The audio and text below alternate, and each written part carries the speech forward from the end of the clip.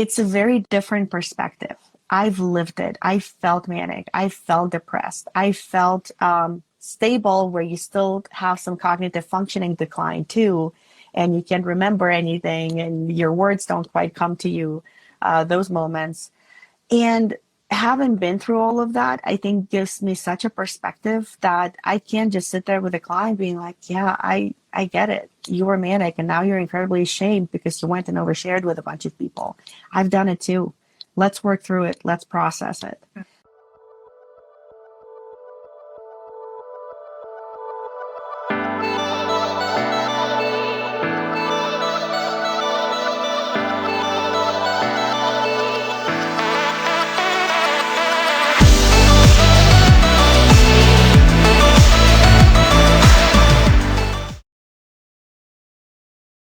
Let me ask you how you feel that your experience with bipolar has helped you to be able to help other people with bipolar in their therapy.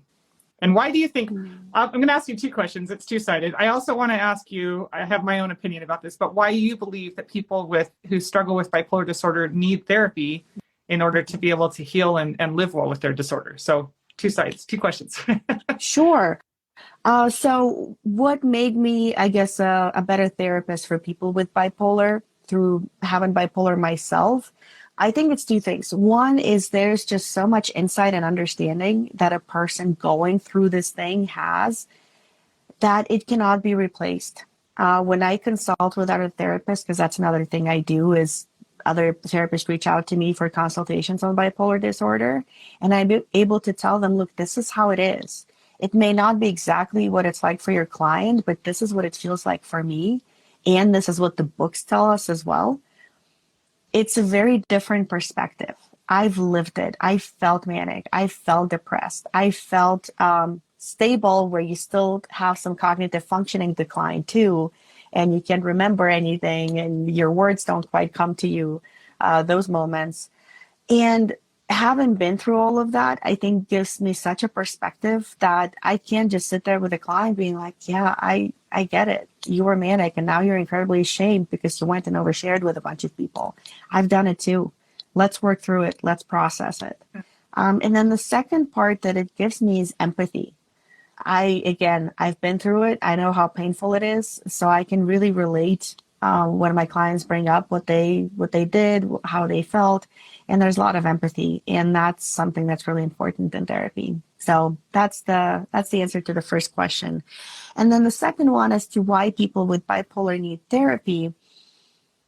I'm going to say that not everybody does necessarily.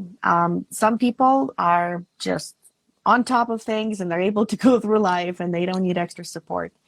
But imagine when you're newly diagnosed, as we all were at some point in time, having somebody there who, even if they don't have bipolar, but who knows what's happening to you and can explain it to you in plain terms and can say, oh yeah, the reason you're feeling really agitated and you want to crawl out of your skin right now is because of bipolar. This is a totally normal symptom that we know happens. Here's what you can do to help yourself during it. Maybe it doesn't help 100% of the time and it doesn't take it all the way away, but at least it's going to help a little bit. That's invaluable. I mean, I would love to have had somebody like that when I was first diagnosed. And then for, just general maintenance of stability, to go and to have somebody check up on you and keep you on track and keep you accountable and say, okay, so let me get this straight. You didn't sleep for 2 days this week and you got drunk on Friday. And now you're coming here wondering why you're feeling really, really bad. Well, let's go through this because some of the choices you've made this week probably led to the way you're feeling now. And you do it with empathy. You don't just tell people that they're doing something wrong, but you do have to hold people accountable. And I feel like that's where therapy really comes in and becomes helpful. Yeah, and I have a little bit different perspective. My feeling is that I think if you have bipolar, you need therapy because I feel like most of us go for a while without getting diagnosed and we develop unhealthy thought and behavior patterns that even if you get what your brain needs to be healthy, you're still going to trigger mood cycles because your brain has learned when this happens, I'm supposed to do this. And so I was getting what my brain needed for a long time, but I was still inadvertently triggering mood cycles. And I'm like, what the heck is going on? That's when I finally realized, like, go to therapy to resolve the issues that are causing the crisis. Stop waiting until you're in crisis to go to therapy. So yeah, but I very much appreciate your perspective on that. I think one of the things that I love about the fact that you have bipolar and that you're helping people, and even that you're, and especially that you're transparent about it, is I felt so many times like a patient, like from a clinical perspective, I felt almost like a lab rat, you know, with when I had doctors that weren't listening to me, they weren't hearing what I was saying,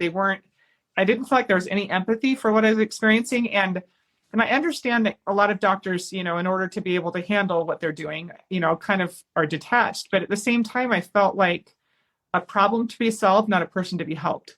And so I think having somebody who really understands what you're experiencing, didn't just read it in a book, they've actually felt what it felt like. You know, having somebody that would understand what dissociation feels like. You know, it's hard to explain to somebody, and it's really hard to be willing to explain it to somebody because it sounds crazy. Like, I remember trying to explain it to a therapist one time, and I was so uncomfortable trying to explain it because I'm like, I sound like a lunatic right now, trying to explain what the dissociation felt like, even though I know she wasn't judging and she was doing a good job. But at the same time, like she has no idea what this feels like. And so having somebody that has some experience with it, who's very likely felt what I'm feeling or something similar to it, and kind of have some empathy, I think would be a really powerful thing. I would agree with that. You know, I can liken it to cultural differences. For example, being Russian, if I meet another Russian person, we kind of have an unspoken bond just based on that a little bit. We might not be best friends, sure, but we can talk about, like, let's say something in common, like food or cartoons we grew up with, or just general habits of our, you know, compatriots, and be like, oh yeah, that's right, let's joke about that. There's an instant bond there. And that's also the same, I think, when your therapist has the same struggles as you do, or at least maybe not exactly the same, but also admits to having some kind of mental health struggles. And all of a sudden you go, oh, wow, this person gets me. They can speak my language. Yeah. Like you said, I'm not going to sound crazy to them because they're all this quote unquote normal person and I'm coming in with my issues. Yeah.